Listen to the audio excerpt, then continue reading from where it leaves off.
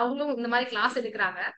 யூபிஎஸ்சிக்கு அவங்க சொல்லியிருந்திருப்பாங்க ஒரு இடத்துல என்னன்னா, இந்த வேர்ல்டுல இப்போ இருக்க வேர்ல்டுல நம்ம ஜெயிக்கிறது ஓரளவுக்கு ஈஸி தான். ஏன்னா இது ஒரு டிஸ்ட்ராக்டடான வேர்ல்டு. எல்லாருமே டிஸ்ட்ராக்ஷன்ல இருக்கும் போது நம்ம ஃபோக்கஸ் பண்ணா போதும், நம்ம கிளியர் பண்ணிடலாம் அப்படின்னு சொல்லியிருப்பாங்க. அந்த டைம் தான் உங்களுக்கு எல்லாருமே டிஸ்ட்ராக்ட் ஆயிருக்காங்க அப்படின்னா நீங்க ஃபோக்கஸ் பண்ணுங்க. அடுத்த தடவை கண்டிப்பா சிவில் ஜட்ஜ் ஆயிடலாம். ஏன்னா ஒரு சாய்ஸ் மாதிரி இல்லாம கண்டிப்பா ஆகுறோம் அப்படின்ற மாதிரி மென்டாலிட்டி இருக்கவங்க கண்டிப்பா இப்பல இருந்தே ஒர்க் பண்ணுங்க. ஓகே, சோ இன்னைக்கு நம்ம டிரான்ஸ்லேஷன் பார்க்க போறோம். டிரான்ஸ்லேஷன்ல ஒரு சூப்பரான விஷயம் என்னன்னா, அது ஏபிபிக்கு உங்களுக்கு இருக்கு. சோ என்ன மாதிரி ஸ்கில் நீங்க டெவலப் பண்ணிக்கிட்டா ஆர்டர்ஸ் ஈஸியா டிரான்ஸ்லேட் பண்ண முடியும் அப்படின்றத நம்ம பார்க்க போறோம். ஓகேங்களா? ஏன்னா டிரான்ஸ்லேஷன்ல 4 விதம் தான் கேட்க போறாங்க. ஜட்ஜ்மெண்ட், ஆர்டர், டெபாசிஷன், ப்ளீடிங்ஸ் இதெல்லாம் தான் கேட்க போறாங்க. அதுல நம்ம வந்து இந்த ஆர்டர் ஜட்ஜ்மெண்ட் ஒன்னா வந்துடும், டாக்குமெண்ட்ஸ் எக்ஸ்ட்ரா வரும். ஓகேங்களா? சோ இந்த ஆர்டரையும் ஜட்ஜ்மெண்ட்டையும் நம்ம டிரான்ஸ்லேட் பண்றதுக்கு எப்படி எல்லாம் ட்ரைனிங் எடுத்துக்கணும் அப்படின்றத நம்ம இப்ப பார்க்க போறோம். சோ யாரெல்லாம் டெஸ்ட் எழுதுனீங்களோ இல்ல ஆர்டர்ஸ் அந்த டாக்குமெண்ட்டை பார்க்கலையோ எல்லாருமே இதை பார்க்கலாம். சோ ஃபர்ஸ்ட் ஸ்டார்டிங் பாத்தீங்கன்னா எந்த ஆர்டருமே ஒரு கோர்ட்டோட நேம்ல இருந்து தான் ஸ்டார்ட் ஆகும். சில டைம் இன்பிட் கேட்பாங்க.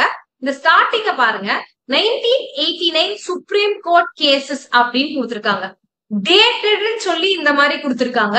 இத நம்ம தமிழ்ல எழுதணும் அப்படின்னு சொல்லி எதிர்பார்க்கறாங்க. அதே மாதிரி பிஃபோர் ஜட்ஜோட நேம் கொடுத்துட்டாங்க. Petition for special leave to appeal அப்படின்னு சொல்லி கொடுத்திருக்காங்க. இதெல்லாம் ஃபர்ஸ்ட் ஒரு பிகினர் பார்க்கும்போது மைல்டா ஒரு ஹார்ட் அட்டாக் வரும். அது தப்பே கிடையாது. ஏன்னா என்ன சொல்றது, இதெல்லாம் புது வார்த்தைகள். தமிழே தெரிஞ்சிருந்தாலும் தமிழ் வழி கல்வியே நம்ம படிச்சிருந்தாலும் லீகல் தமிழ் அப்படின்றது வேற. சரிங்களா? சோ ஃபர்ஸ்ட் இதெல்லாம் பார்க்கும்போது ஈஸியா சில பேருக்கு இருக்கும், நோ டவுட். அவங்க இருந்தாங்கன்னா வெரி குட். இல்ல கஷ்டமா இருக்குன்னு யாராவது இருக்கீங்களா? இதெல்லாம் பார்க்கும்போது எனக்கு கொஞ்சம் கஷ்டமா இருக்கு இந்த வார்த்தைகள் அப்படின்ட்டு. ஏன்னா அதுக்கேற்ற மாதிரி கிளாஸ் டியூன் பண்ணலாம். மொத்தமாவே அப்படிதான் மேம் இருந்தது. சரி, ஓகே.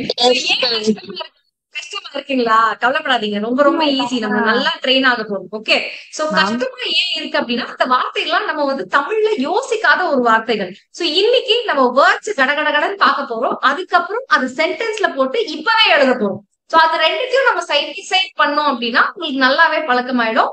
சோ வேர்ட்ஸ் நான் உங்களுக்கு சொல்றேன். பென் அண்ட் பேப்பர் இல்லாம டிரான்ஸ்லேஷன் கிளாஸ்க்கு வரவே கூடாது. சோ பென் அண்ட் பேப்பர் எப்படியாவது தேடி எடுத்துருங்க. முடிஞ்சா ஒரு புக் போட்டு வச்சுக்கோங்க. வேர்ட்ஸ்க்கு தனி புக் போட்டுக்கோங்க, போட்டுக்கோங்க. அப்பதான் நீங்க ஃபர்ஸ்ட் பிராக்டிஸ் பண்ண கொஸ்டினுக்கும் எண்ட்ல நீங்க பிராக்டிஸ் பண்ற கொஸ்டினுக்கும் எவ்வளவு முன்னேறி வந்திருக்கீங்கன்னே உங்களுக்கு தெரியும். சரிங்களா? டன். சோ எல்லாரும் புக் எல்லாம் எடுத்துக்கோங்க. கிளாஸ் எஸ் ஸ்டார்ட் பண்ணிடலாமா? எல்லாம் நோட்ஸ் வச்சிருக்கீங்களா? பேப்பர் பென் வச்சிருக்கீங்களா? டன். ஓகே. சோ நான் சொல்ற வார்த்தைகளுக்கு நீங்க டப்பு டப்புன்னு எனக்கு வந்து டிரான்ஸ்லேஷன் சொல்லிட்டே வரும். சரிங்களா? ஓகே. ஆர்டர்ஸ்னா நம்ம என்னன்னு சொல்லுவோம்? உத்தரவுகள். எஸ், உத்தரவுன்னு சொல்லலாம், ஆணைகள்னு சொல்லலாம். ஆணைகள் இன்னும் ப்ராப்பரா இருக்கும். ஆர்டர்ஸ்க்கு பக்கத்துல ஆணைகள் அப்படின்னு எழுதிக்கோங்க. நீதிமன்ற ஆணைகள் அப்படின்னு சொன்னா இன்னும் கரெக்டா இருக்கும். ஆர்டர்ஸ்னா நீதிமன்ற ஆணைகள் அப்படின்னு சொல்லி எழுதிக்கோ. ஓகே, நான் சொல்றதுல நீங்க எழுதிட்டே வரணும். அப்பதான் வந்து உங்களுக்கு இந்த டாக்குமெண்ட மேம் போடுவாங்க, நான் எழுத மாட்டேன் அப்படின்னு இருந்தீங்கன்னா பிராக்டிஸ் ஆகாது. ஏன்னா இது ஒரு ஸ்கில். ஓகே, அடுத்தது சுப்ரீம் கோர்ட் கேசஸ். இதை எப்படி சொல்லலாம்?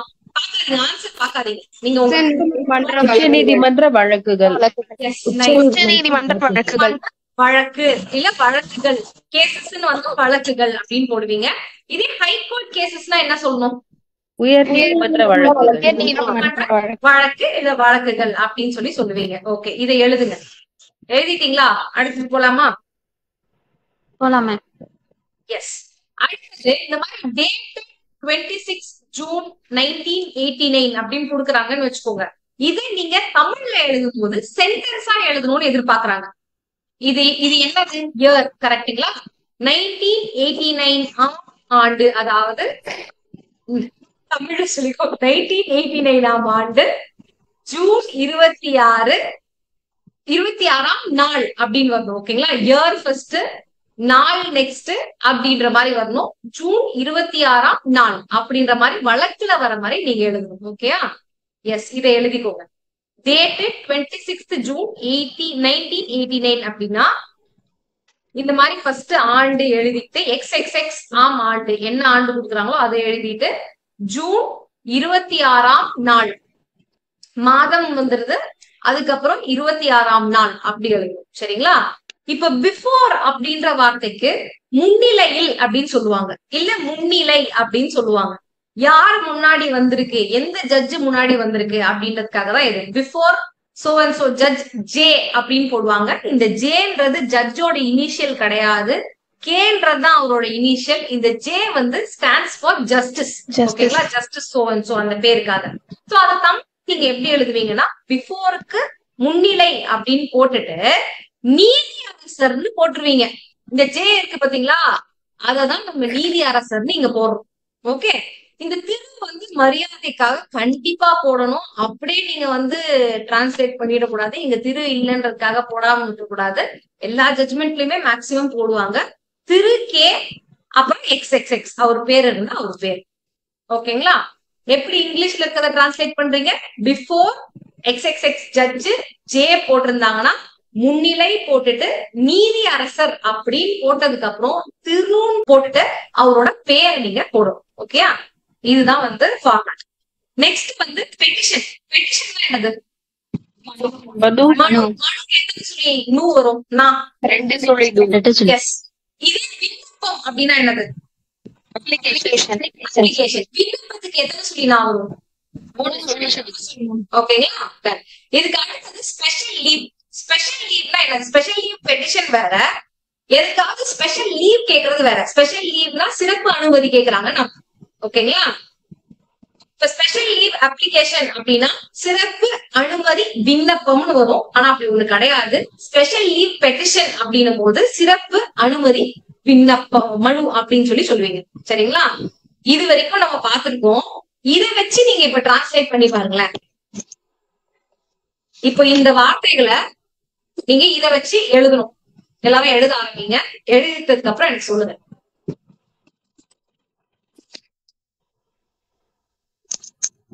மேம் எழுதிட்டீங்களா? மேம் அந்த இடத்துல ஸ்பெஷல் லீவ் டு அப்பீல்னு இருக்குங்களா மேம்? அப்ப வந்து சிறப்பு அனுமதி பேரிலான மேல்முறையீடுன்னு வருங்களா? ட்ரை பண்ணுங்களேன். நீங்க கீழே ஆன்சர் நான் எழுதியிருக்கேன், அதனால நீங்க ட்ரை பண்ணுங்க. நம்ம உடனே ஆன்சர் டிஸ்கஸ் பண்ணலாம். ஃபர்ஸ்ட் இந்த 1989 சுப்ரீம் கோர்ட் கேசஸ் என்னவா எழுதுவீங்க? ஸ்டார்டிங் வந்து கடந்த 1989ஆம் ஆண்டு உச்ச நீதிமன்ற வழக்கு எழுதலாமாங்க மேம்? அப்படி எழுதக்கூடாது. இது வந்து ஜட்மெண்ட்டுக்கு மேல கொடுத்திருப்பாங்க, நடுவுல. சரிங்களா? இந்த மாதிரி கொடுத்துருப்பாங்க. ஓகே, சோ இந்த மாதிரி இருக்கிறதுனால இதை நீங்க மொத்த பேராகிராஃபா உட்கார்ந்து எழுதக்கூடாது. இது ஃபார்மேட். சரிங்களா? ஃபர்ஸ்ட் லைன்ல இருக்கிறது ஃபர்ஸ்ட் வந்துடணும். அடுத்தடுத்த லைன்ல நீங்க டிரான்ஸ்லேட் பண்ணிட்டே போகணும். சோ இது ஃபர்ஸ்ட் லைன்ல இருக்கிறத என்னன்னு போடுவீங்க? 1989 சுப்ரீம் கோர்ட் கேசஸ். இதை எப்படி போடுவீங்க? நீதிமன்ற வழக்கு போடுவாங்க. 1989 நீதிமன்ற வழக்குகள். போட்டுட்டு உச்ச நீதிமன்ற வழக்கு, கேஸ்னா வழக்குன்னு போட்டுட்டு கேசஸ்னா வழக்குகள்னு போட்டுருவீங்க. ஓகேங்களா? இந்த டேட் நம்ம எப்படி எழுதணும்னு சொல்லியிருந்தோம்? ஃபர்ஸ்ட் இயர், அப்புறம் மந்த், அப்புறம் டேட். எஸ், இயர் போட்டுட்டீங்க. ஆம் ஆண்டு ஜூன் 26ஆம் நாள் அப்படின்னு சொல்லி ஓகேங்களா? இது கரெக்ட்.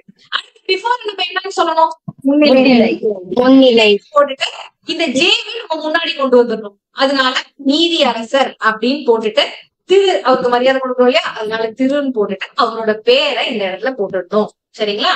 இதுக்கப்புறம் சிறப்பு அனுமதி மனுதான். ஆனா எதுக்கு? மேல்முறையீட்டிற்கான சிறப்பு அனுமதி மனுன்னு நீங்க போடுவீங்க. மேல்முறையீட்டிற்கான சிறப்பு அனுமதி மனு. இது கிரிமினல் அப்படின்னு போட்டிருக்கனால அதே பிராக்கெட்ல குற்றம் அப்படின்னு போட்டு எண் போட்டு அதோட எண்ணை போட்டுறீங்க. இதுல ரொம்ப முக்கியமான விஷயம்னா இதுல இருந்து வர ஆணையுரை தான் நம்ம இப்ப வந்து டிரான்ஸ்லேட் பண்ண போறோம். இதுல இருந்து வர ஆர்டர் தான் நம்ம டிரான்ஸ்லேட் பண்ண போறோம். சோ இந்த இடத்துல ஆர்டர்னு சொல்லி கொடுத்திருந்தாங்க அப்படின்னா இதிலிருந்து ஆணையுரை அப்படின்னு சொல்லி நீங்க எழுதிக்கணும் தமிழ். சரிங்களா? சோ ஃபார்மேட்டாவே டிரான்ஸ்லேட் பண்ணுங்க, பேராகிராஃபா டிரான்ஸ்லேட் பண்ணிடாதீங்க. இதுல ஏதாவது டவுட் இருக்கா? ஓகே. சோ அடுத்தது நம்ம பார்க்க போறது the petitioners were released on bail by the inquiry magistrate under proviso A of section 167 clause 2 of the code of criminal procedure.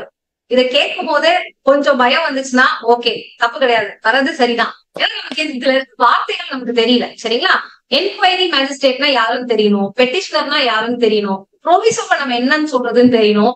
அதுக்காக வேர்ட்ஸை நம்ம கடகடன் பாத்துருவோம். அதுக்கப்புறம் இந்த டிரான்ஸ்லேஷனை கூட சேர்ந்து எழுதுனீங்க அப்படின்னா கடகடன் வந்துரும். சோ வேர்ட்ஸ் பார்க்க போயிடலாம். நான் வேர்ட்ஸ் எதிர்க்கு காட்டுறதுனால நீங்க எழுதாம போயிடுவீங்களோன்னு ஒரு பயம் எனக்கு. சோ அதனால நான் சொல்ல நீங்க எழுதுங்க. அதுக்கப்புறம் நீங்க நான் அந்த இதை போடுறேன், நீங்க ஸ்பெல்லிங் செக் பண்ணிக்கோங்க, சரியா? எழுதுறதுதான் நமக்கு முக்கியம். சோ அதனால நான் அப்படியே உங்களுக்கு சொல்றேன். ஓகே. சோ பெட்டிஷன்னா மனுன்னு பார்த்தோம், ஸ்பெஷல் லீவ் எல்லாம் பார்த்துட்டோம். ஆர்டர் அப்படிங்கறத ஆணைன்னு சொல்லலாம்னு சொல்லிட்டோம். அப்புறம் பெட்டிஷனர்ஸ் அப்படின்னா அவங்க என்னன்னு சொல்லலாம்? மனுதாரர்கள். கரெக்ட். ஓகேங்களா? பே அப்படின்னா என்னன்னு சொல்லலாம்? பிணை. கரெக்ட். ஜாமீன் சொல்லுவாங்க, பிணைன்னு சொல்லுவாங்க. பிணைக்கு 3 சொல்லி நான் வரும், எழுதிக்கோங்க. பிணை. ஓகே. பெயில்னா பிணை. மேஜிஸ்ட்ரேட் என்னப்பா? நீதிமன்றம். விசாரணை நீதிபதி. ஓகேங்களா? என்கொயரி மேஜிஸ்ட்ரேட்னா விசாரணை நீதிபதி. விசாரணை நடுவர்னு போடக்கூடாதா? விசாரணை நீதிபதி நான் நிறைய ஜட்மெண்ட்ல பாத்திருக்கேன். சோ அதனால விசாரணை நீதிபதி வேணா போட்டுக்கோங்க, சரிங்களா? நடுவர்ல போடலாம். ஆனா குற்றவியல் நடுவர்னு வரும்போது கரெக்டா இருக்கும். அதனால என்கொயரி மேஜிஸ்ட்ரேட், விசாரணை நீதிபதி. ஓகே. இப்ப கோட் ஆஃப் கிரிமினல் ப்ரொசீஜர் என்ன சொல்லுவோம்? குற்ற விதிமுறை நடைமுறை சட்டம். குற்ற விதிமுறை நடைமுறை சட்டம்.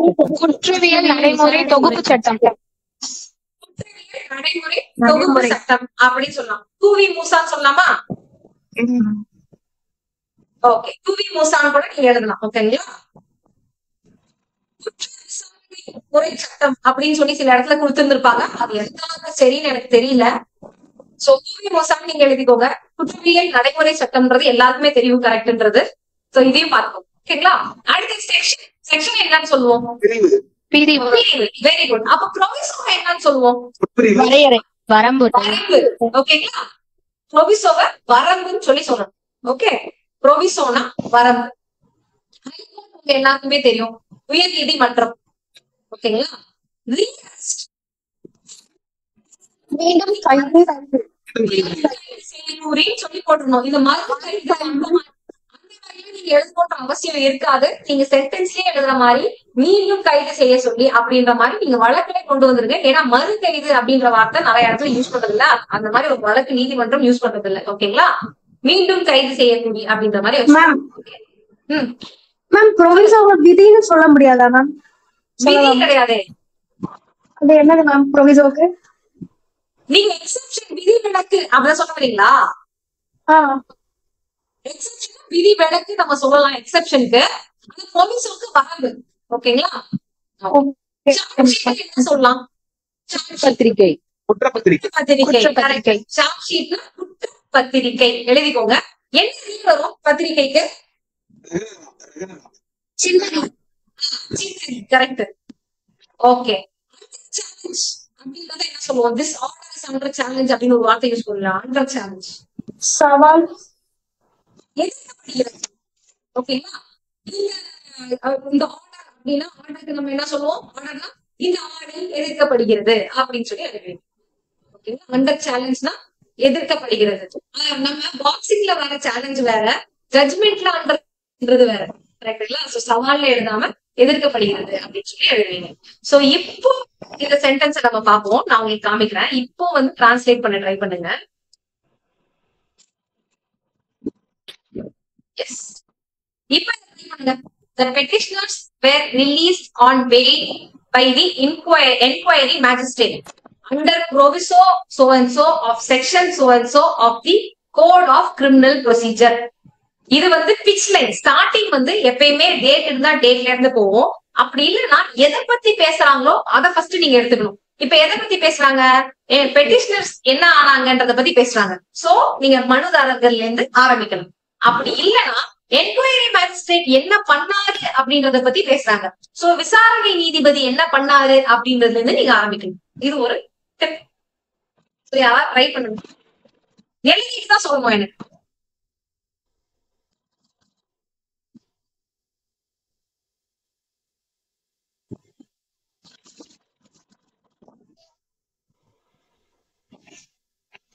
என்கொயர் என்ன பண்ணாரு, என்கொயரி மேஜிஸ்ட்ரேட் வந்து பெட்டிஷனர்ஸ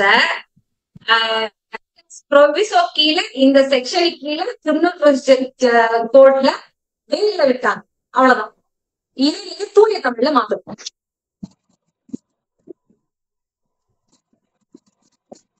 விசாரணை நீதிபதி மனுதாரர்களை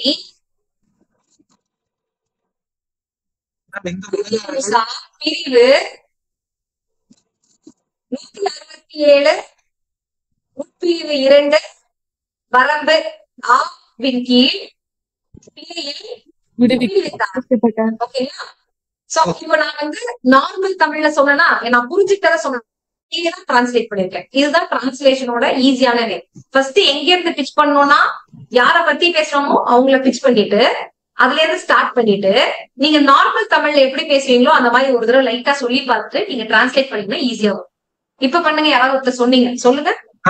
இந்த மனுதாரர்கள் விசாரணை நீதிபதியால் ஏன் சார் சரிங்களா?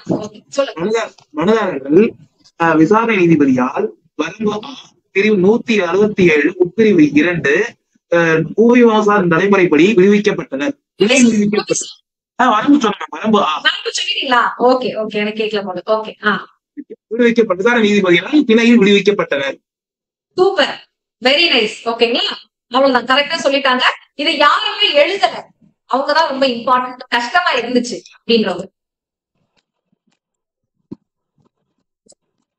எல்லாமே எழுதிட்டீங்களா?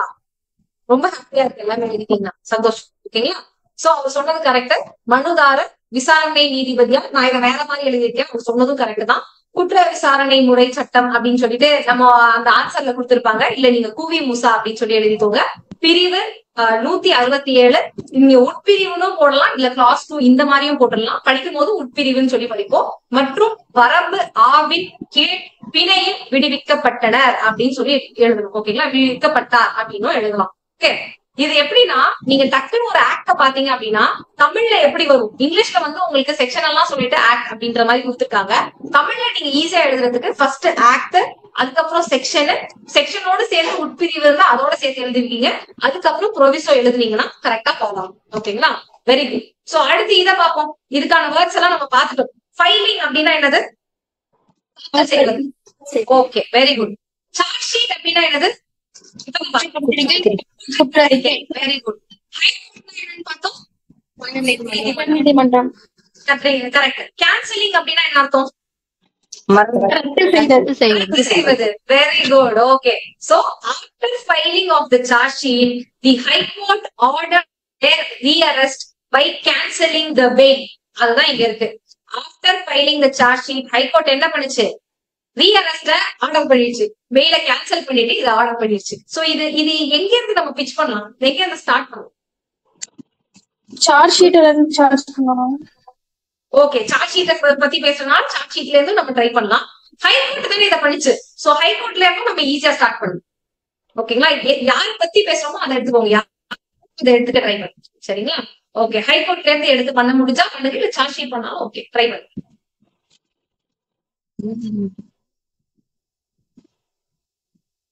இல்லைன்னா ஃபர்ஸ்ட்ல இருந்து கூட நீங்க ஸ்டார்ட் பண்ணலாம். சில பேருக்கு ஃபர்ஸ்ட்ல இருந்து ஸ்டார்ட் பண்ணா ஈஸியா இருக்கும்.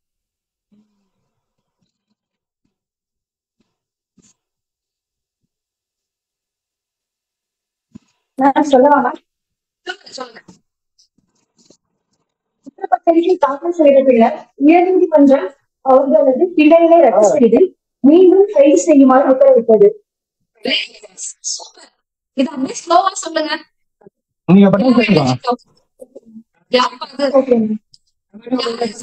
நம்ம மியூட் பண்ண சொல்லிடலாம். உங்க பேர் எனக்கு தெரியல. ஓகே, அறிவழகன் சார் மியூட் பண்ணியாச்சு. சொல்லுங்க சொல்லுங்க. குற்றப்பத்திரிகை தாக்கல் செய்த பின்னர் உயர்நீதிமன்றம் அவர்களது பிழைகளை ரத்து செய்து மீண்டும் செய்யுமாறு உத்தரவிட்டது. எஸ், மீண்டும் கைது செய்யுமாறு உத்தரவிட்டது. இதுவும் கரெக்ட் தான். இந்த மாதிரியும் நீங்க எழுதலாம். எழுதாதவங்க எழுதிக்கோங்க.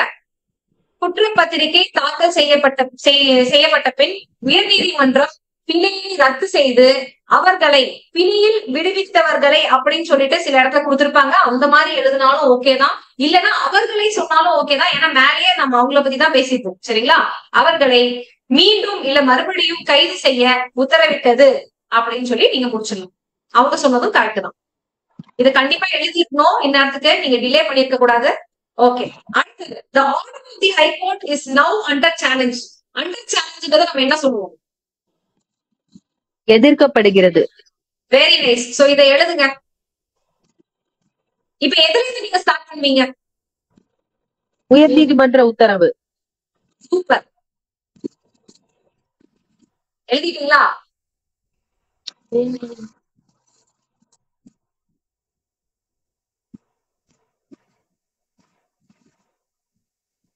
தற்போது உயர்நீதிமன்ற உத்தரவு எதிர்க்கப்படுகிறது. குட். தற்போதுன்னு எழுதலாம். இல்ல நீங்க அதை நடுவில் போட்டீங்க அப்படின்னா இப்போது அப்படின்னு சொல்லியும் நீங்க மாத்தலாம். நவுன்றது ரொம்ப முக்கியம், அதை நீங்க விட்டுறக்கூடாது. உயர் நீதிமன்றத்தின் ஆணை இப்போது எதிர்க்கப்படுகிறது அப்படின்னு சொல்லி இங்க எழுதியிருக்கேன். தற்போதும் நீங்க போடலாம். நவ் தான். ஓகேங்களா? இப்போ நவ் என்ன நடக்குது அப்படின்றது. தற்போது நீங்க ஸ்டார்ட்ல போட்டுக்கலாம், இப்போது நீங்க நடுவுல போட்டுக்கலாம். அந்த மாதிரி.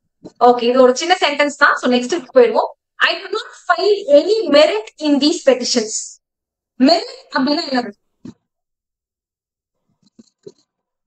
இப்ப ஒருத்தவங்க வந்து ஏதோ ஒரு போஸ்டுக்கு கன்சிடர் பண்ணணும், அவங்களுக்கு இந்த மெரிட் இருக்கா அப்படின்னு சொல்லி கேட்பாங்க. அது தமிழ்ல நம்ம எப்படி கேட்கலாம்? தகுதி இருக்கா அப்படின்னு சொல்லி கேட்போம் இல்லையா? சோ தகுதிப்பாடுகள் தான் மெரிட். ஓகேங்களா? தகுதிப்பாடுகள். இப்போ I do not find any merit in these petitions அப்படின்னா அதை எப்படி எழுதலாம்? தகுதியுடைய கருத்துக்கள். அது நீங்க சென்டென்ஸ்ல கரெக்டா பெட்டிஷன்ஸ் தான் மனு எழுதுங்க. நான் இந்த மனுவில் எந்த தகுதிப்பாடுகளையும் காண முடியவில்லை. சூப்பர், கரெக்டா சொன்னீங்க. சக்தி டவு. நல்லா இருக்குங்க பேரு. உங்க நிஜமான பேர் என்னது? சக்தீஸ்வரி மேம். ஓ, சக்தீஸ்வரி. நைஸ். உங்களுக்கு பூரா பிடிக்குமோ டவு? Okay okay. இந்த மனுக்களில் எந்த தகுதி பாடுகளும் நான் காணவில்லை அப்படின்னு சொல்லியும் நீங்க எழுதலாம். ஓகேங்களா? அந்த டாக்குமெண்ட்ல வந்து என்ன கொடுத்திருப்பாங்கன்னா இந்த நீதிமன்றம் அப்படின்னு சொல்லியிருப்பாங்க. அந்த மாதிரியும் எழுதலாம். ஐன்றனால நீங்க நானும் எழுதலாம். ஆனா அந்த நான் ஒரு டாக்குமெண்ட் போட்டிருப்பேன், அது ஒரு கைட்ல இருந்து. சோ அதுல பாத்தீங்கன்னா ஜஸ்ட் ஆப்போசிட்டா கொடுத்திருப்பாங்க, வேற மாதிரி டிரான்ஸ்லேட் பண்ணிருப்பாங்க. அப்புறமா போய் நீங்க பாருங்க. ஆனா இதுதான் கரெக்டான டிரான்ஸ்லேஷன். இந்த பெட்டிஷன்ஸ்ல நான் எந்த மெரிட்டையும் பார்க்கல அப்படின்றதுதான் நீங்க எழுதணும். சரிங்களா? ஓகே, இதை எழுதிருப்பீங்க நம்புறேன். அடுத்த லைன் போயிடுவோம். But before dismissing I wish however to draw attention to some aspects of the questions raised. ஓகேங்களா? இப்ப இதுல பிஃபோர் டிஸ்மிஸிங்க்கு டிஸ்மிஸிங்னா என்னப்பா? Very good. ஓகேங்களா? however அப்படின்னா என்னன்னு சொல்லுவீங்க? அப்படின்னு சொல்லி சொல்லலாம். சரிங்களா? however. ஓகே, some aspects அப்படின்னா என்னது? aspects தான் என்னது? கருத்துக்கள். அம்சங்கள். கருத்துக்கள் அப்படின்னா என்னது? ஒப்பீனியன். ஓகேங்களா? aspects அப்படின்னா அம்சங்கள். ஓகே, questions அப்படின்னா என்ன சொல்றீங்க? questions வினாக்கள். கேள்விகள், எழுப்பப்பட்ட கேள்விகள், எழுப்பப்பட்ட வினாக்கள், அந்த மாதிரி சொல்லலாம். ஓகேங்களா? ஆனா அந்த கைட்ல வேற மாதிரி கொடுத்திருப்பாங்க. கைடு சூப்பரா தான். நமக்கு எதுவுமே இல்லாததுக்கு ஏதோ எடுத்து வந்து கொடுத்தாங்க, நல்ல விஷயம். ஆனா நம்ம தான் கொஞ்சம் இடத்துல பாத்துக்கணும் கரெக்டா டிரான்ஸ்லேட் பண்ணிருக்காங்களா. சரியா? So drawing attention. அட்டென்ஷன் என்னது? Very nice. சோ டிஸ்மிஸ் பண்றதுக்கு முன்னாடி நான் வந்து சில இடத்துல கேட்கப்பட்ட கொஸ்டின்ஸோட சம் ஆஸ்பெக்ட்ஸ்க்கு அட்டென்ஷனை டிரா பண்றேன் அப்படின்றதான் இவங்க சொல்றாங்க. சோ எங்க இருந்து இதை ஸ்டார்ட் பண்ணுவீங்க? ஃபர்ஸ்ட்ல இருந்தும் ஸ்டார்ட் பண்ணலாம், வேற எங்க இருந்து ஸ்டார்ட் பண்ணலாம்? இத டிஸ்மிஸ் பண்றதுக்கு முன்னாடி நான் ஃபுல் கவனத்தோட தான் பண்ணிருக்கேன் அப்படிங்கிற மாதிரி வருதாங்க மேம்? இல்லங்க, அப்படி கிடையாது. ஃபுல் கவனத்தோட பண்ணிருக்கேன்னு அவங்க சொல்லல. இதை டிஸ்மிஸ் பண்றதுக்கு முன்னாடி எதுக்கும் நான் என்ன பண்ணணும்னு நினைக்கிறேன்னா, எழுப்பப்பட்டிருக்க சில கொஸ்டின்ஸோட ஆஸ்பெக்ட பத்தி நான் வந்து அட்டென்ஷன் கொடுக்கணும்னு ஆசைப்படுறேன். அப்படிதான் சொல்றாங்க. டிஸ்மிஸ் பண்ண போறேன் எப்படி இருந்தாலும், ஹவர்னா அதுதான், எனினும் டிஸ்மிஸ் பண்ண போறேன் இருந்தாலும் அதுக்கு முன்னாடி சில கொஸ்டின்ஸ்க்கு நான் அட்டென்ஷன் டிரா பண்ண போறேன், அதை பத்தி பேச போறேன் அப்படின்னு சொல்லி. சரிங்களா? Okay okay. சோ இது எங்க இருந்து ஸ்டார்ட் பண்ணலாம்? இப்ப therefore, however, thereby, hereby அப்படின்ற வார்த்தை வந்துச்சு அப்படின்னா அதுல இருந்து நீங்க ஸ்டார்ட் பண்ணலாம். ஓகே, சோ ஹவர்ல இருந்து நீங்க கண்டிப்பா ஸ்டார்ட் பண்ணலாம். அது கொஞ்சம் ஈஸியா இருக்கும். Start பண்ணுங்க, எழுதுங்க.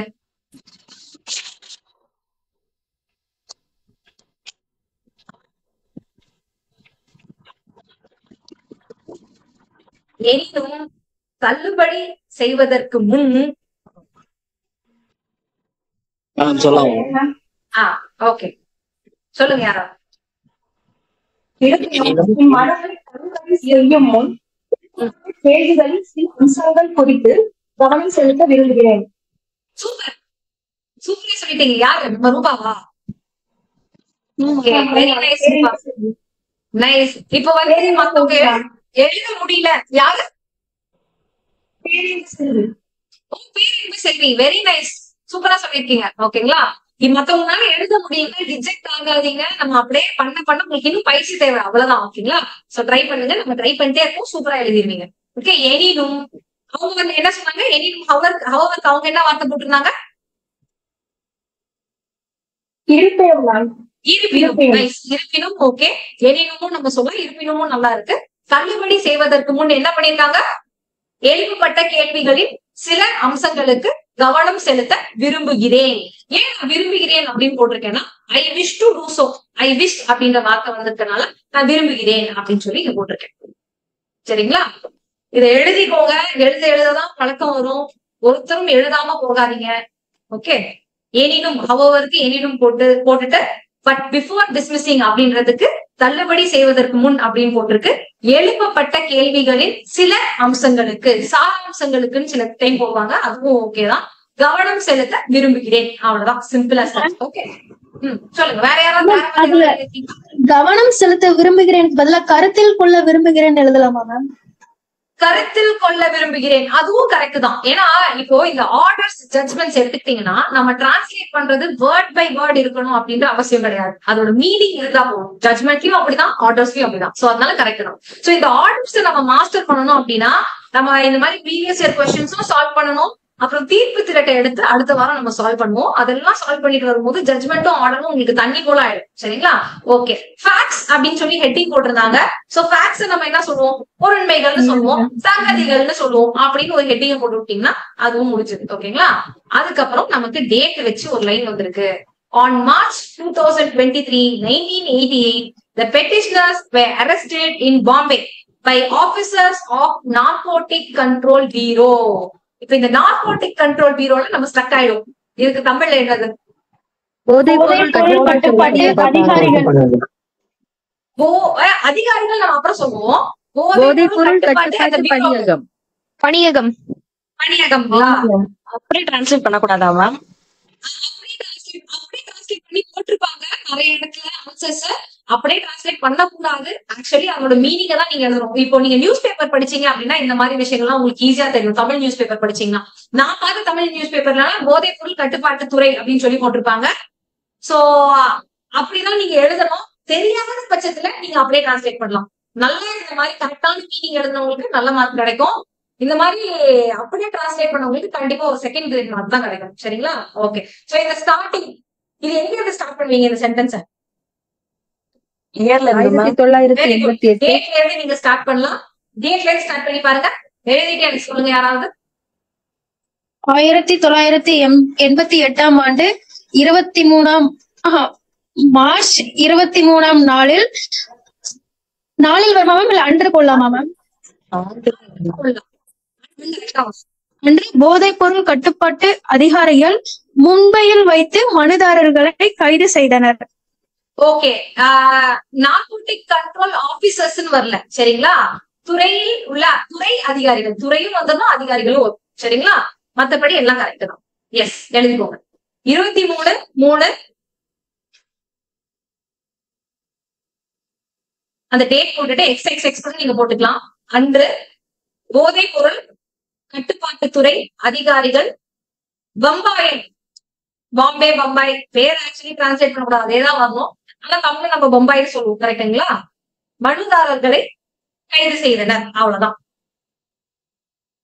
ஓகே. மெய்யா வந்து கட்டுப்பாட்டுத்துறை அதிகாரிகள் அப்படின்னு சொல்லிடாம கட்டுப்பாட்டு அதிகாரிகள் அப்படின்னு சொல்லிடாம கட்டுப்பாட்டுத்துறை அதிகாரிகள்.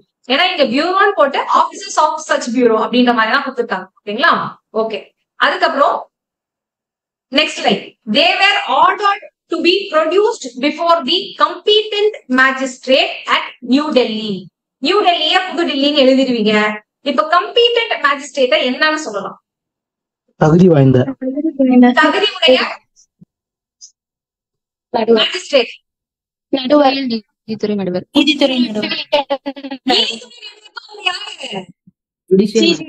மேஜிஸ்ட்ரேட். ஓகேங்களா? மேஜிஸ்ட்ரேட் என்ன சொல்லுவோம் நம்ம? உங்களுக்கு தான் தெரியும், நீங்க சொல்லிட்டீங்க. அவ்வளவுதான். ஓகேங்களா? Very nice. சோ இதை எழுதுங்க. they were produced, அவர்கள்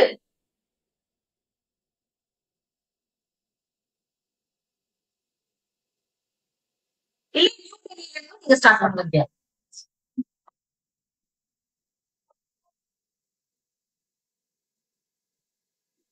அவர்கள் புது டெல்லியில் உள்ள தகுதியான நீதிபதிகள் முன்பு நிறுத்தும்படி உத்தரவிட்டனர். நீதிபதிகள் கிடையாது, மேஜிஸ்ட்ரேட். இப்பதான் நம்ம பார்த்தோம். மேஜிஸ்ட்ரேட்னா யாரு? நடுவர். வெறும் நடுவர் இல்ல, நடுவர் நீதிமன்றம். குற்றவியல் நடுவர். ஓகேங்களா? ஜுடிஷியல் மேஜிஸ்ட்ரேட்னா நீதித்துறை நடுவர், மேஜிஸ்ட்ரேட்னா குற்றவியல் நடுவர். நம்ம முன்னாடி கிளாஸ்லயே பாத்துருந்தோம். மேம் இப்பதான் நான் ஃபர்ஸ்ட் டைம் ட்ரை பண்றேன், அதனாலதான். அப்படிங்களா? ஓகே, தப்பு கிடையாது. அப்ப நீங்க இப்ப திருப்பி எழுதி கரெக்டா எழுதி நீங்களே சொல்லுங்க.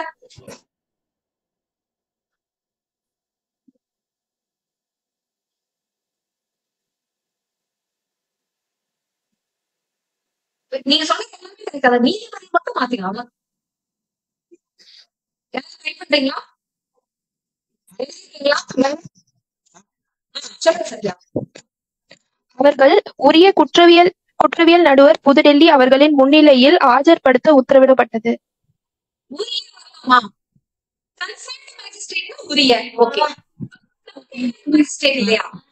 அதிகாரம் அளிக்கப்பட்ட தகுதி நடுவர். தகுதி உடைய அப்படின்னு சொல்லி நீங்க சொல்லணும். சரியா? மிஸ் பண்ணிடுறீங்களா? ஈஸியான லைனா சொல்லுவீங்கன்னு பாத்துட்டேன். அவர்கள் புதுடெல்லியில் உள்ள அதிகாரம் அளிக்கப்பட்ட குற்றவியல் நடுவர் முன்பாக ஆஜர்படுத்த உத்தரவிடப்பட்டனர். சூப்பர், கரெக்ட் தான். ஓகேங்களா?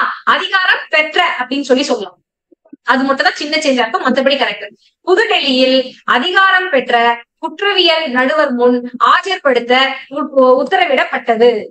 ஓகேங்களா? அவ்வளவுதான், சிம்பிள். இந்த வார்த்தைகள்லாம் இருந்தாலே போதும். மீனிங் கன்வே ஆகுதா, அதுதான் முக்கியம். ஆஜர்படுத்தப்படணும் அப்படின்னு சொல்றாங்க பாத்தீங்களா? இந்த ப்ரொடியூஸ்ட் அப்படின்றதுலாம் ஆஜர் அப்படின்னு சொல்லுவாங்க. அதே மாதிரி பெயில் அப்படின்றத நம்ம பிணையம்னு சொல்லலாம், இல்லைன்னா ஜாமீன் அப்படின்றதையும் சொல்லலாம். Okay okay. Next, they were accordingly produced before the additional chief metropolitan magistrate New Delhi. So additional அப்படின்னா என்னன்னு சொல்லுவோம்? கூடுதல்.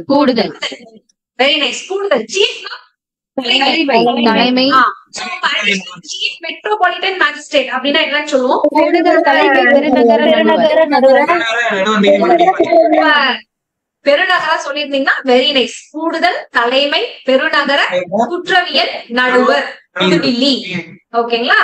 ஓகே, இப்ப எழுதுங்க.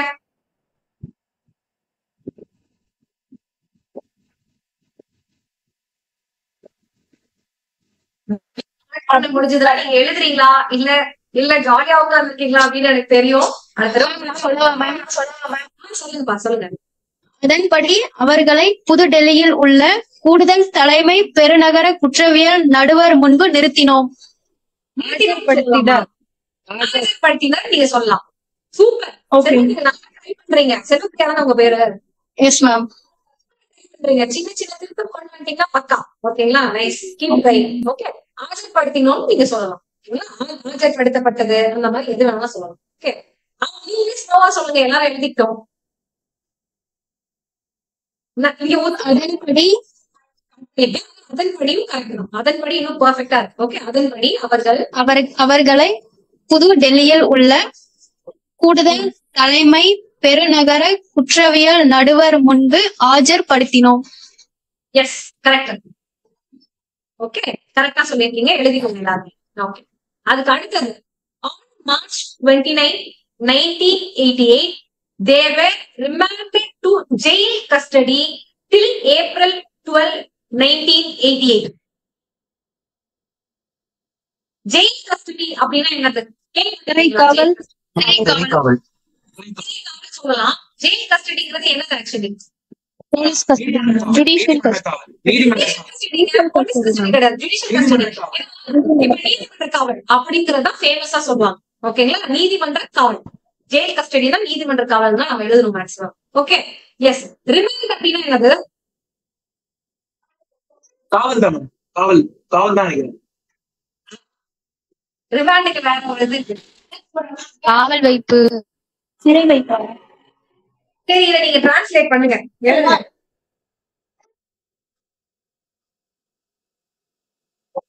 15 நாள் காவல்.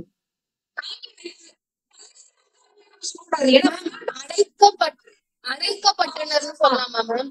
காவல் வைப்பு கரெக்ட் தான். காவல் வைப்பு அவங்க சொல்றது கரெக்ட் தான். போடணும்னு அவசியம் கிடையாது. நீங்க அடைக்க வைக்கப்பட்டனர் அந்த மாதிரி சொல்லலாமா மேம்? அடைக்கப்பட்டனர். நீங்க ரெஸ்டாரண்ட்க்கு போயிட்டீங்க, ஓகேங்களா? ஓகே, கன்ஃபைன்மெண்ட் போயிட்டீங்க, காவல் வைப்புன்னு சொல்லுவாங்க. ஆக்சுவலி கரெக்டா தான் சொன்னாங்க. சோ இதை நீங்க எங்க இருந்து ஸ்டார்ட் பண்ணுவீங்க? டேட்ல இருந்து ஸ்டார்ட் பண்றீங்களா? ஏதாவது ஒரு டேட்ல இருந்து ஸ்டார்ட் 29 மார்ச் 1988 ஆண்டு முதல். ஓகேங்களா, முதல் கிடையாது. இந்த டேட்ல இது தேதி வரைக்கும் வைக்க சொல்லிருக்காங்க. இது முதல், இது வரை கிடையாது. சொல்லலாமா மேம்? அன்றைக்கு பதிலா அதிலிருந்து அந்த கொடுத்திருந்தாதான் அதுல இருந்து கொடுத்திருக்காங்க. Okay ma'am. இந்த மாதிரி கொடுத்திருக்காங்க இந்த டேட் வரைக்கும். இதுதான் பொருள். Okay ma'am.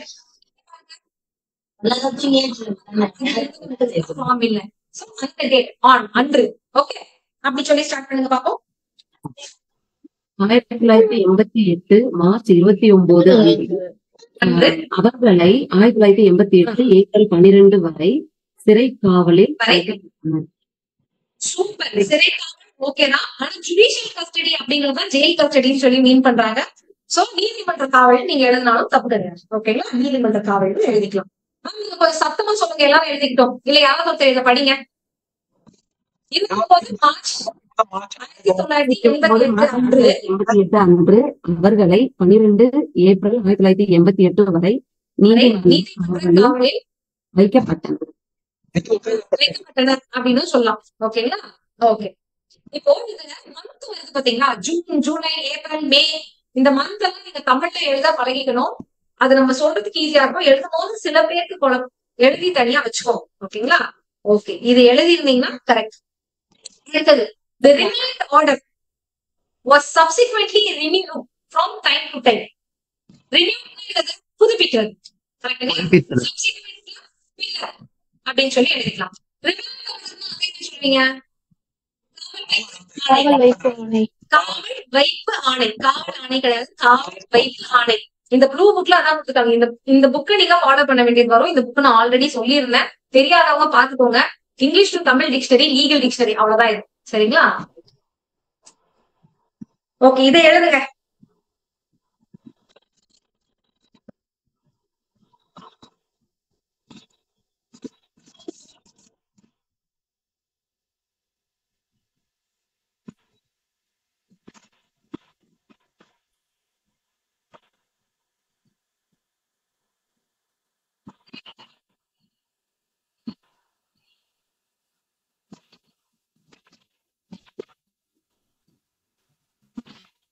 இங்க எதை பத்தி பேசுறாங்க? Remand order. ரிமாண்ட் பத்தி பேசுறாங்க. சோ அதுல இருந்து நீங்க ஸ்டார்ட் பண்ணலாம். அப்படி இல்லைன்னா நீங்க சில டைம் ஈஸியா ஸ்டார்ட் பண்ணலாம். டேட் இருந்தா டேட்டு, ஸ்டார்டிங் முடிஞ்சா ஸ்டார்டிங், உடனே ஸ்டார்டிங் முடியலன்னா எண்டு, எதுவுமே முடியலன்னா எதை பத்தி பேசுறாங்களோ அதுல இருந்து ஸ்டார்ட் பண்ணுங்க. ஏன்னா நம்ம ஸ்டார்டிங் தான் எப்பயுமே ட்ரபிளா இருக்கும். அது முடிஞ்சிருச்சுன்னா எல்லாமே முடிச்சு.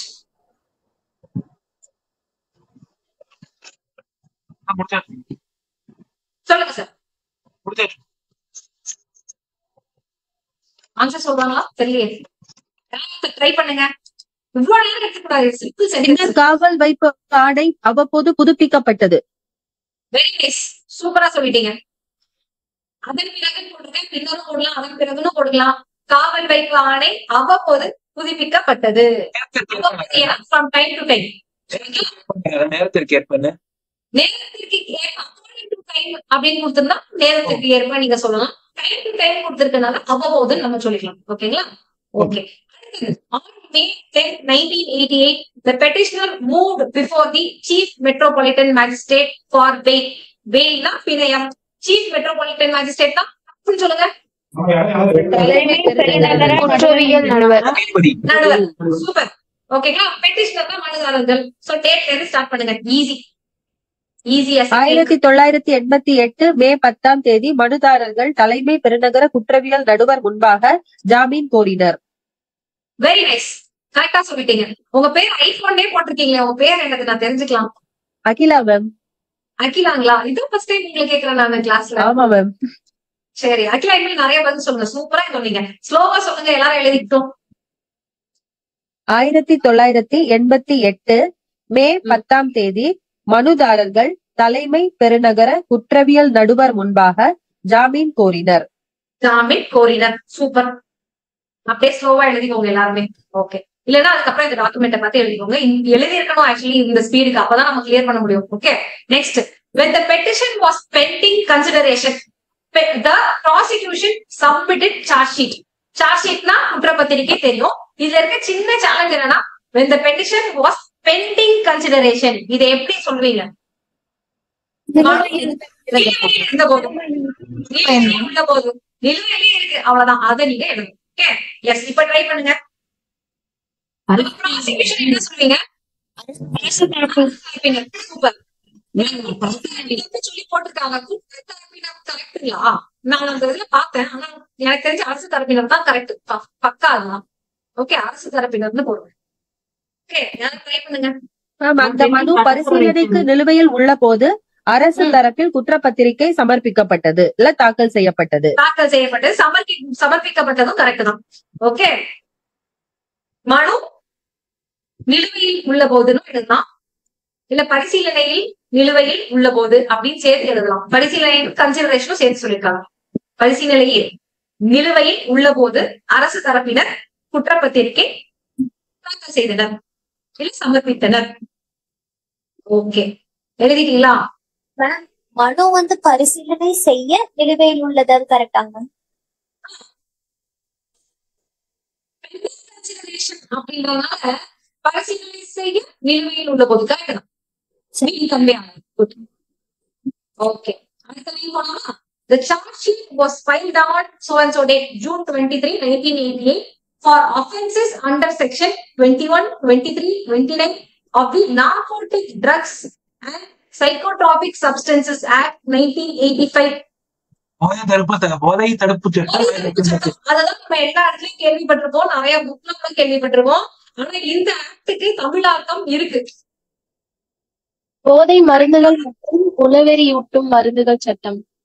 கரெக்ட். ஆனா அது வந்து என்ன சொல்றாங்கன்னா, இது அந்த பியூரோவோட இதுல இருந்து நான் எடுத்திருந்தேன். வருங்க, உங்களுக்கு அந்த இதை ஷேரும் பண்றேன் நானு. ஷேர் ஸ்கிரீன் எங்க? என்னோட ஸ்கிரீன். Okay, share. ஒரு செகண்ட்.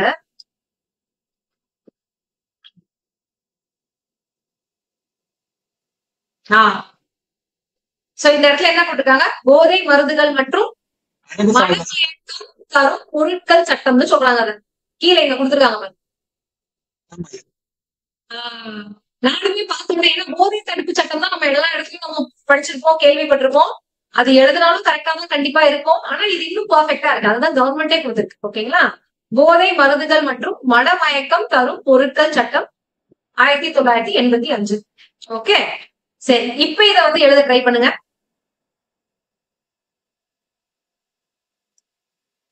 மேம், 1988 ஜூன் 23ஆம் தேதி போதை மருந்துகள் மற்றும் மனமயக்கம் தரும் பொருட்கள் சட்டம் 1985 பிரிவு 21, 23 மற்றும் 29 கீழ் குற்றப்பத்திரிகை தாக்கல் செய்யப்பட்டது. ஃபார் அஃபென்சஸ் மட்டும் விட்டுட்டீங்களே, எல்லாம் சூப்பரா சொல்லுங்க. பிரிவு குற்றங்களுக்காக அதன் கீழ் குற்றப்பத்திரிகை தாக்கல் செய்யப்பட்டது. நீங்க எழுந்தது கரெக்ட் தான், இருந்தாலும் கொஞ்சம் அவ்வளவுதான். ஓகே, சொல்லுங்க. ஓகேங்களா? ஓகே, சோ இதை யாராவது படிங்க, எழுதாதவங்க படிங்க. 23/6/1988 அன்று போதைப் பொருட்கள் மற்றும் மனமயக்கம் தரும் பொருட்கள் சட்டம் 1985 பிரிவு 21, 23 மற்றும் 29 கீழ் உள்ள குற்றங்களுக்காக குற்றப்பத்திரிகை தாக்கப்பட்டுள்ளது. எழுதுறவங்க இதை எழுதிக்கோங்க. சூப்பர் டிரான்ஸ்லேட் பண்ணி சொல்லியிருந்தாங்க. நைஸ். சோ நெக்ஸ்ட் போயிடலாம். ஓகே, இது கொஞ்சம் பெருசா இருக்கு, ஆனா பண்ணிடுவீங்க நீங்க. Okay. On July 22, 1988, the petitioners filed an application for bail. ஓகேங்களா? விண்ணப்பம். application for bail னா பிணையத்திற்கு விண்ணப்பம். Okay. Under section 167 clause 2 of CRPC புவி மூசா on the ground னா அதன் அடிப்படையில் அப்படின்னு சொல்லுவோம். சரிங்களா? That the charge sheet என்ன? குற்றப்பத்திரிகை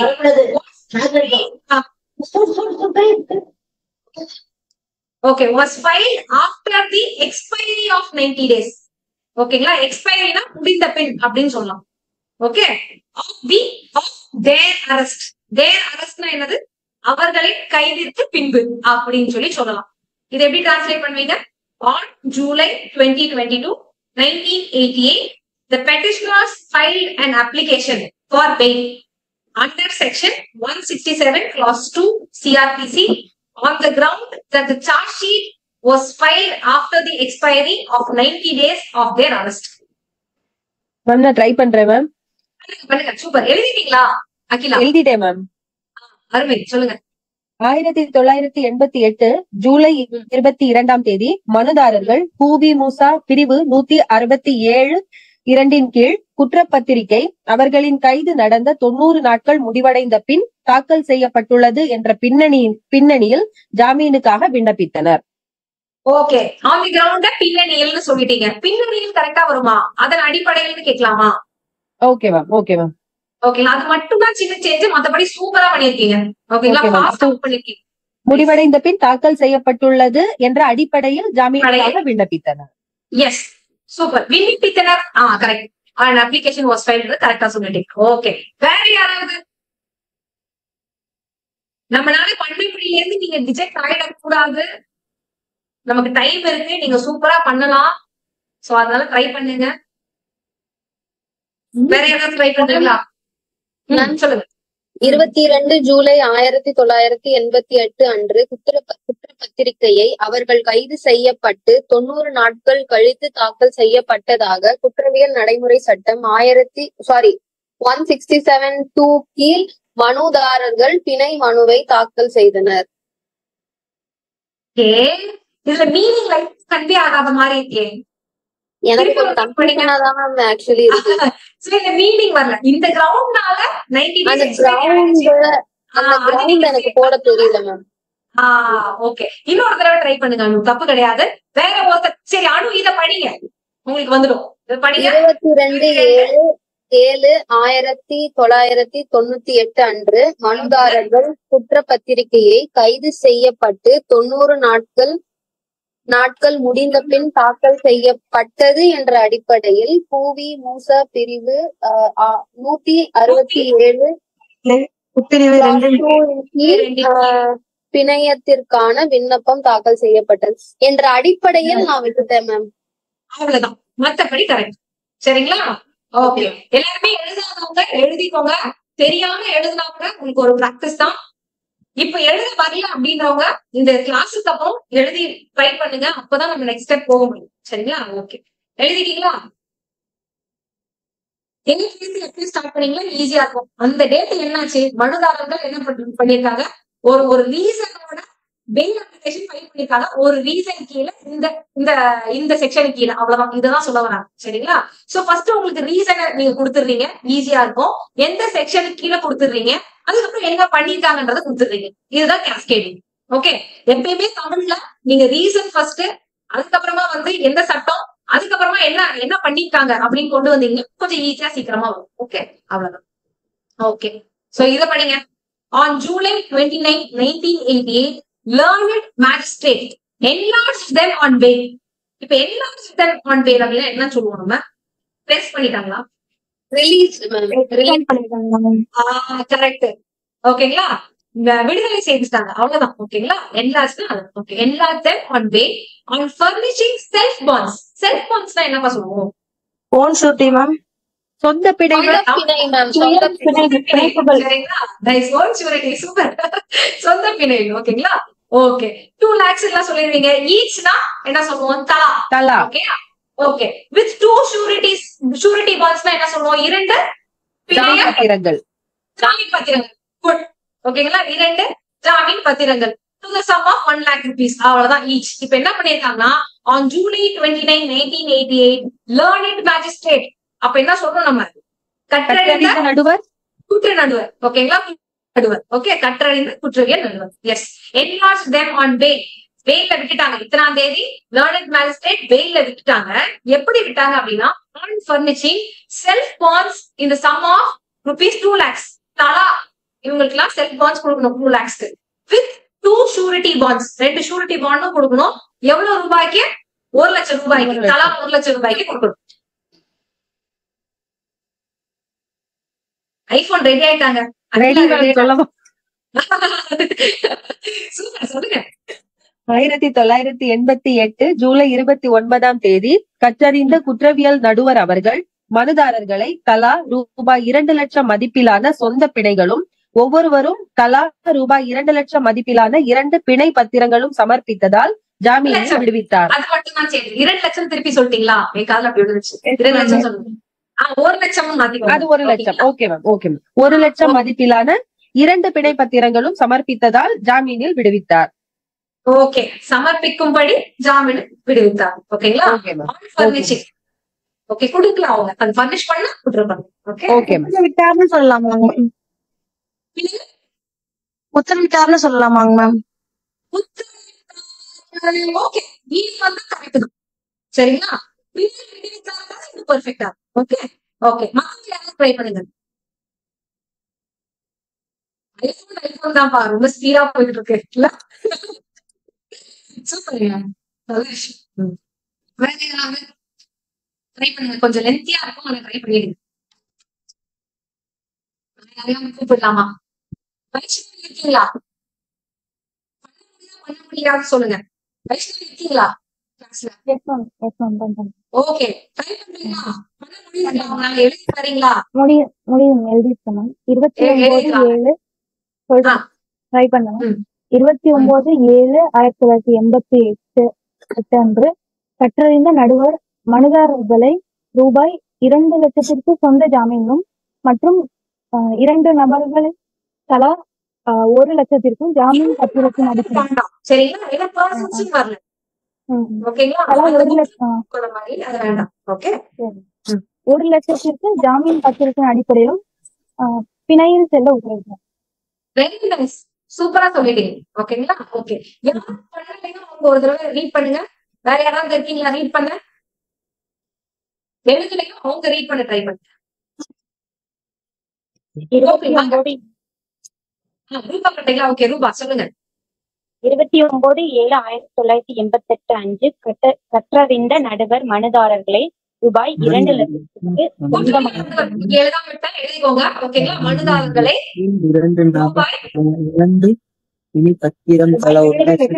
சொந்த ஜாமீனும் மற்றும் 2 நபர்கள் பிணைய பத்திரம் தலா 1 லட்சம் ரூபாய்க்கு கொடுக்க வேண்டும் என்ற அடிப்படையில் ஜாமீனில் செல்ல உத்தரவிட்டனர். எஸ். ஏன் கொடுக்க வேண்டும் என்ற அடிப்படையில் அப்படின்னு சொல்லியிருக்கேன்னா ஆன் ஃபர்னிஷிங் அப்படின்றதுக்கான மீனிங் கொடுத்திருக்கேன். ஓகேங்களா? அதை கொடுத்தாதான் விடணும். சோ கொடுக்க வேண்டும் என்ற அடிப்படையில் தான் வந்து ஜாமீனில் செல்ல உத்தரவிடப்பட்டது. ஓகே. இதை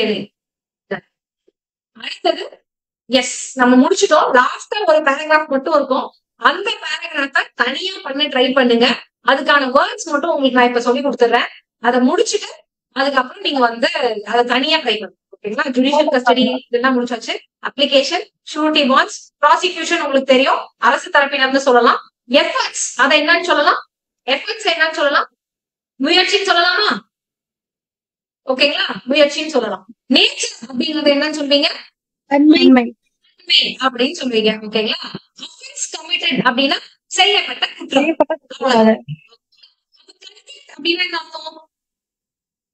தண்டனை, தண்டிக்கப்பட்ட. குற்றம் சாட்டப்பட்டவர். சொல்லுவோம்.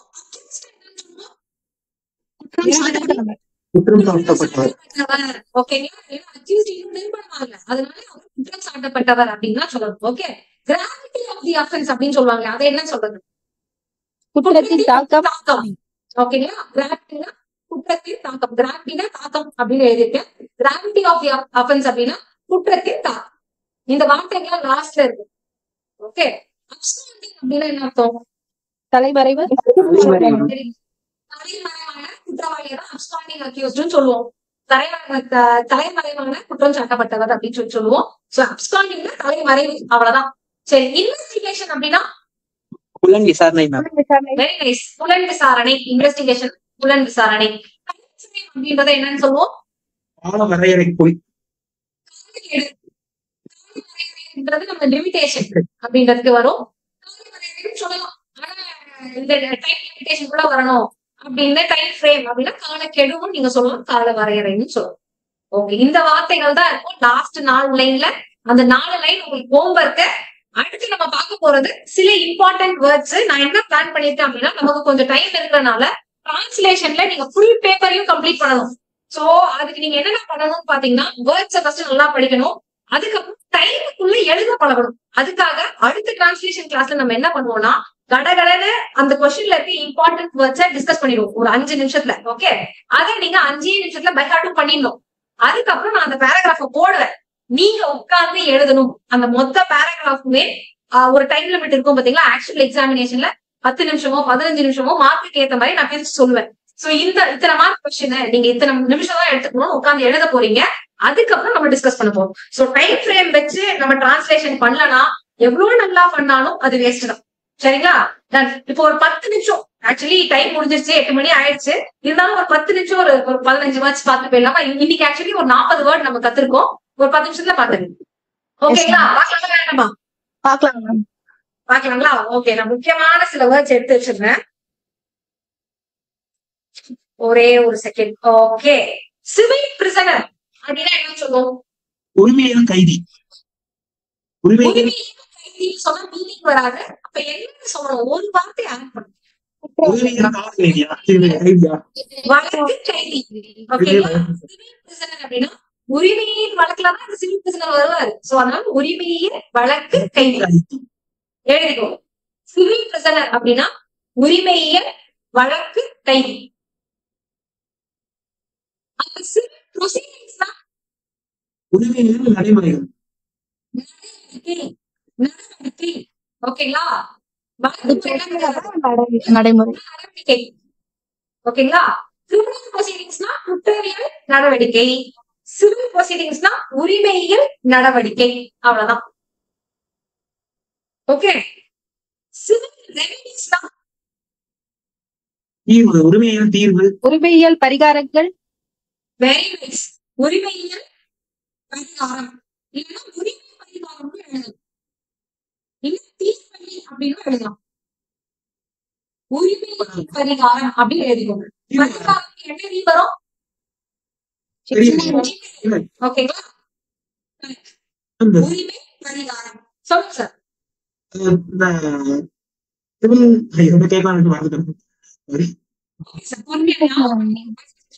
ஓகேங்களா? அவங்க என்னன்னு சொல்லுவோம்?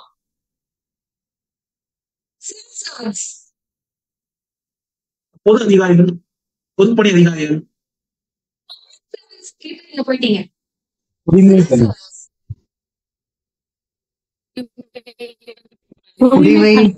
குடிமை பணி. இந்த வார்த்தை எழுதி வச்சிருக்கேன். என்ன சொல்றீங்க? அப்படின்னு சொல்லலாம். அரசு அலுவலகர்கள் அப்படின்னு சொல்றாங்க. அலுவலர்கள். ஓகேங்களா? அரசு அலுவலர்கள். ஆக்சுவலி நான் இந்த டிக்ஷனரியில இருந்து தான் சொல்றேன். டிக்ஷனரி மொத்தமா நம்மளால படிக்க முடியாது. ஆனா எதெல்லாம் நமக்கு இம்பார்ட்டன்ட்டோ ப்ரீவியஸ் இயர்ல வந்திருக்கோ அதை மார்க் பண்ணி உங்களுக்கு சொல்லிட்டு இருக்கேன். ஓகேங்களா? ஓகே. சிவில் சர்வீஸ் அப்படின்னு என்னது? குடிமைப்பணி. Very nice. அரசு பணி. சிவில் சர்வீஸ்னா அரசு பணி. அவ்வளவுதான்.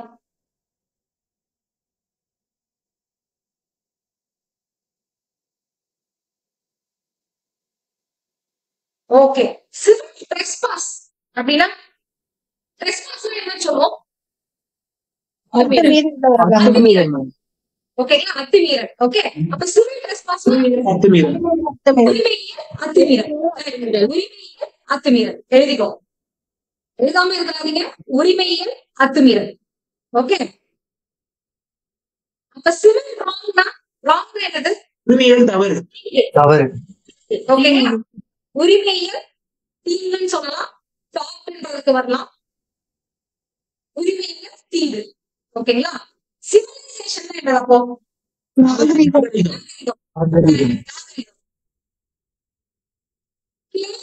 Against government.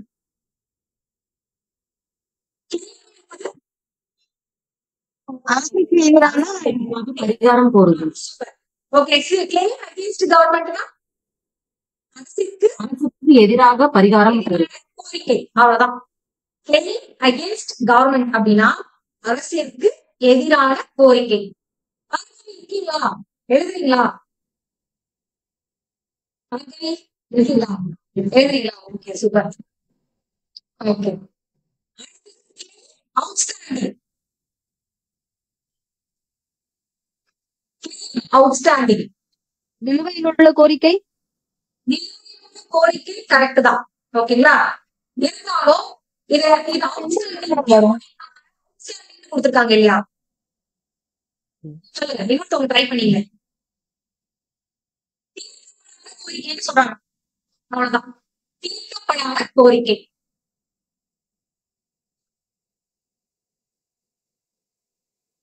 இப்ப கிளைம்ஸ் ட்ரிபியூனல் பாத்துக்கீங்கல்ல? Claims tribunal. மேம் அந்த கிளைம்ஸ் அவுட்ஸ்டாண்டிங் மட்டும் சொல்லுங்க மேம். ஓகே. கிளைம்ஸ் அவுட்ஸ்டாண்டிங்னா தீர்க்கப்படாத கோரிக்கை. அவுட்ஸ்டாண்டிங்ல நமக்கு முடிக்கவே இல்லை. சோ அதனால தீர்க்கப்படாத கோரிக்கை. அவ்வளவுதான். Okay ma'am. சரிங்களா? ஓகே. அடுத்தது கிளைம்ஸ் ட்ரிபியூனல். தீர்ப்பாயம்.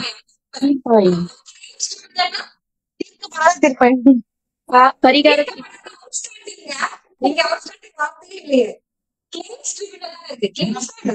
கோரிக்கை தீர்ப்பாயம். கரெக்டுங்களா? அப்ப என்ன கோரிக்கையை மாத்தல் பரிகாரம் போடலாமாங்க மேம்? பரிகாரம் எப்பவுமே ரெமிடி. சரிங்களா? சோ கோருரிமை தீர்ப்பாயம். கோரிக்கை இங்க வந்து கோருரிமை தீர்ப்பாயமா மாறியது. கோருரிமை தீர்ப்பாயம்.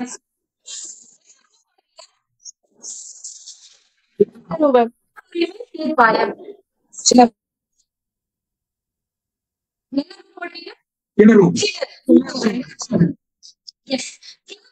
ஒரு கிளாஸ் ஆஃப் பீப்புள் அப்படின்னு சொல்லுவோம் இல்லையா? ஒரு கிளாஸ் நம்ம என்ன சொல்லுவோம்? ஓகேங்களா? வகுப்புன்னு சொல்லலாம். வகுப்புன்னு சொல்லலாம். பிரிவுன்னு சொல்லலாம். ஓகேங்களா? Class actions. கிளாஸ் ஆக்ஷன்ஸ் அப்படிங்கறது என்ன சொல்லுவோம்? குழு நடவடிக்கைகள். அவ்வளவுதான். குழு நடவடிக்கைகள். ஓகேங்களா? போர்டு அப்படின்றது என்னன்னு சொல்வீங்க? மேம் அப்படின்னு சொல்லலாம். மேனேஜிங் டைரக்டர்ஸ் போர்டு அப்படின்னா பாத்தீங்கன்னா அது வாரியம்.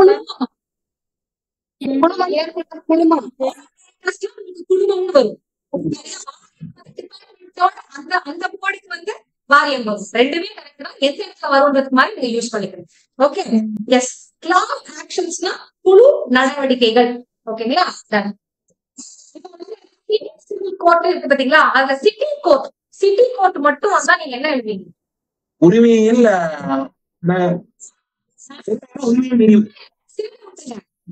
கோர்ட் மாதிரி வெறும் சிட்டி கோர்ட். நீதிமன்றம். நீதிமன்றம். ஓகேங்களா? சிட்டில மாநகரம். ஓகே. சரிங்களா? ஓகே. சிட்டி கோர்ட்னா மாநகர நீதிமன்றம். ஓகே. City compensatory allowance.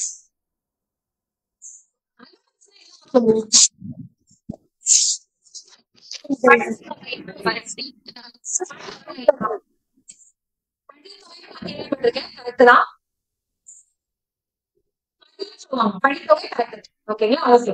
அப்ப city compensatory allowance. Compensatory allowance என்னன்னு சொல்லுவோம்? படித்தொகை அலவன்ஸ். மாநகர இழப்பீடு படி. இழப்பீடு படி இது கரெக்டா வருது. ஆனா வேர்டிங்ஸ்ல எப்படி சொல்றாங்கன்னா ஈட்டுப்படின்னு சொல்றாங்க. காம்பன்சேட்டரி அலவன்ஸ ஈட்டுப்படி அப்படின்னு சொல்றாங்க. சோ சிட்டி அப்படிங்கிறது மாநகர ஈட்டுப்படி, அவ்வளவுதான். ஓகேங்களா, மாநகர ஈட்டுப்படி. சிட்டி காம்பன்சேட்டரி அலவன்ஸ், மாநகர ஈட்டுப்படி. இப்ப அடுத்தது ரொம்ப காமனா நிறைய இடத்துல வர ஒரு வார்த்தை, சிவில் அண்ட் கிரிமினல் லயபிலிட்டி. லயபிலிட்டினா ஒரு பொறுப்பு. கடப்பாடு. கடப்பாடு கரெக்ட் தான். ஓகே, அப்ப சிவில் அண்ட் கிரிமினல் லயபிலிட்டி என்னன்னு சொல்லலாம்? உரிமையியல் மற்றும் குற்றவியல் பொறுப்புகள். சூப்பர். உரிமையியல் மற்றும் குற்றவியல் என்னது? லயபிலிட்டி, கடப்பாடு. ஓகேங்களா, இங்க என்ன கொடுத்துருக்காங்கன்னா உரிமையியல் மற்றும் குற்றவியல் பொறுப்புரிமை அப்படின்னு சொல்லி கொடுத்துருக்காங்க. இதை எழுதிக்கோ, பொறுப்புரிமை அப்படின்னு சொல்லி கொடுத்துருக்காங்க. ஓகே, இப்ப சிவில் அப்பீல்ஸ் அப்படின்னா உரிமையில் மேல்முறையீடு. கரெக்ட், உரிமையியல் மேல்முறையீடு அப்படின்னு சொல்லிட்டாங்க. ஓகேங்களா, ஓகே. சிவில் ஜட்ஜ் அப்படின்னா சிவில் ஜட்ஜ்ல நம்ம சொல்றது கிடையாது. சிவில் ஜட்ஜ் சட்ட உரிமை இழப்பு அப்படின்னு கொடுத்துருக்காங்க. சிவில் ஜட்ஜ்ல நம்ம அதை தப்பாக இன்டர்பிரேட் பண்ணுவோம், அதனாலதான் இந்த வார்த்தையை கொடுத்திருக்கேன். சட்ட உரிமை இழப்பு, சட்ட உரிமை இழப்பு. Okay, civil disobedience movement. ஒத்துழையாமை இயக்கம். என்ன சொன்னீங்க? ஒத்துழையாமை இயக்கம் காந்தி ஆரம்பிச்சதுதான். காந்தி ஆரம்பிச்சதுதானே. சட்ட மறுப்பு இயக்கம், சட்ட மறுப்பு இயக்கம். ஓகே, இன்னும் மூணு வார்த்தை பார்த்து கிளம்பிடலாம், சரிங்களா? ஓகே, சிவில் நேச்சர், இது எப்படி சொல்லலாம்? உரிமையியல் தன்மை. உரிமையியல் தன்மையும் கரெக்ட் தான், இயல்புன்னு சொல்லலாம், சரிங்களா? உரிமையியல் இயல்பு. ஓகேங்களா, ஓகே. அதுக்கப்புறம் சிவில் போஸ்ட். போஸ்ட்னா என்னது? நீதிபதி போஸ்ட் அப்படின்னா சிவில் போஸ்ட்னா உரிமையியல் பதவி. அரசு பதவி. அரசு பதவி. சிவில், சரிங்களா? இப்ப நிறைய பேருக்கு இது டவுட் இருக்கும், முன்னாடி சிவில் ஜட்ஜ் மாதிரி கிரிமினல் ஜட்ஜ் இருக்கா, தனி எக்ஸாமினேஷன் அப்படின்னு. இது சிவில் ஜட்ஜ் கிரிமினல் ஜட்ஜ் இல்ல, சிவில் சைடு ஜட்ஜுக்கும் கிரிமினல் சைடு ஜட்ஜுக்கும் சேர்த்துதான் இந்த எக்ஸாமினேஷன். அப்புறம் ஏன் மேம் சிவில் ஜட்ஜ் போஸ்ட் அப்படின்னு கேட்டீங்கன்னா, சிவில் ஜட்ஜ் எக்ஸாமினேஷன் கேட்டீங்கன்னா, ஆர்மி நேவி அந்த ஆக்ட் அந்த போஸ்ட் தவிர வேற எல்லா போஸ்டுக்குமே பேரு சிவில் போஸ்ட் தான். அதனாலதான் சிவில் சர்வீஸ் எக்ஸாமினேஷன். ஓகேங்களா, அந்த மாதிரி சிவில் ஜட்ஜ். இது சிவில் கிரிமினல் கிடையாது, சரிங்களா? சோ அப்ப சிவில் போஸ்ட் என்னன்னு சொல்லுவோம்? அரசு பதவி. அரசு பதவி. வழக்கு சிறைச்சாலை. ஓகேங்களா, உரிமையியல் வழக்கு என்ன சொல்லுவோம்? கைதின்னு சொல்லுவோம். ஓகே, உரிமையியல் சிறை, அவ்வளவுதான். ஓகே, விடாம முயற்சி பண்ணுங்க, படிங்க. நீங்க கேப் விட்டீங்க அப்படின்னா நமக்குதான் அது கஷ்டம். எப்பயுமே படிச்சுட்டே நீங்க இருக்கும் போது கண்டிப்பா கிளியர் பண்ணலாம். உங்க கூடயே சேர்ந்து கடைசி வரைக்கும் உங்களுக்கு ஹெல்ப் பண்றதுக்கு நான் இருக்கேன். So please do study. All the very best. இந்த செஷன் எண்ட் பண்ணிட்டு நாளைக்கு பார்க்கலாமா? நாளைக்கு IPC. Okay, okay ma'am. Thank you ma'am. Thank you ma'am. Thank you ma'am. நம்ம எக்ஸாம் எப்போ வரும் ஐடியா இருக்கா மேம்? சொல்லுங்க. நம்ம எக்ஸாம் எப்போ வரும் ஐடியா இருக்கா மேம்? டிஎன்பிசிக்கு தான் ஐடியா இருக்கணும். ஏன்னா வேகன்சியே இருந்தாலும் இவங்க தள்ளிட்டே போனாங்க. சோ யாராவது ஒருத்தர் ஒரு பில்லு ஃபைல் பண்ணி இந்த மாதிரி வருஷம் வருஷம் வைக்கணும் அப்படின்னு சொல்லி ஒருத்தவங்க கேட்டாங்க. அந்த மாதிரி ஹைகோர்ட் என்ன பண்ணாங்கன்னா டைரக்ஷன் கொடுத்திருந்தாங்க, ரெக்கமெண்டேட்டரி டைரக்ஷன் கொடுத்திருந்தாங்க. அதுக்கப்புறம் சுப்ரீம் கோர்ட் அப்புறம் இதை பத்தி பேசினாங்க. என்ன சொல்லியிருந்தாங்கன்னா, இந்த எக்ஸாம்ல இருந்து வந்தவங்களே ஆக்சுவலி போன மாசமே ஃபில் பண்ணிருக்கணும் அப்படின்னு சொல்லியிருந்தாங்க. நம்ம டிஎன்பிசி ஹைகோர்ட்டை தாண்டி சுப்ரீம் கோர்ட்டை தாண்டி பிரிவி கவுன்சில் மாதிரி ஆக்ட் பண்ணிட்டு இருக்காங்க. So we are also trying for a pill. We will see what happens. ஓகேங்களா? ஓகே நீங்க கேட்டது $1 million கொஸ்டின். என் மனசுல அதான் இருக்கு. ஓகே, நம்ம எல்லாரும் டிஎன்பிசிக்கு போன் பண்ணி கேட்டுட்டே இருப்போம். டென்ஷன் பண்ணுவோம் முடிஞ்ச வரைக்கும். பண்ணலாம். ஏன்னா எத்தனை பேர் வாழ்க்கைங்க இதெல்லாம் ஒருத்தவங்க வாழ்க்கையில விளையாடுறதுன்றது எனக்கு தெரியல. இது எவ்வளவு பெரிய தப்புன்னு ஐயோ யோசிக்கவே முடியல. அதான் உண்மை. Okay, thank you so much. Good No, night. for request, ma'am, can you please post the dictionary's front page and details? Dictionary பேஜ்ங்களா? இதோட போட்டோ தானே? Okay, I post. திருப்பி எடுத்தேன். Ma'am, front page, dictionary order front page. I post it right now. Okay. Okay. Okay. Good night. Thank you so much. We'll wind up. Thank you, ma'am. Thank you, ma'am.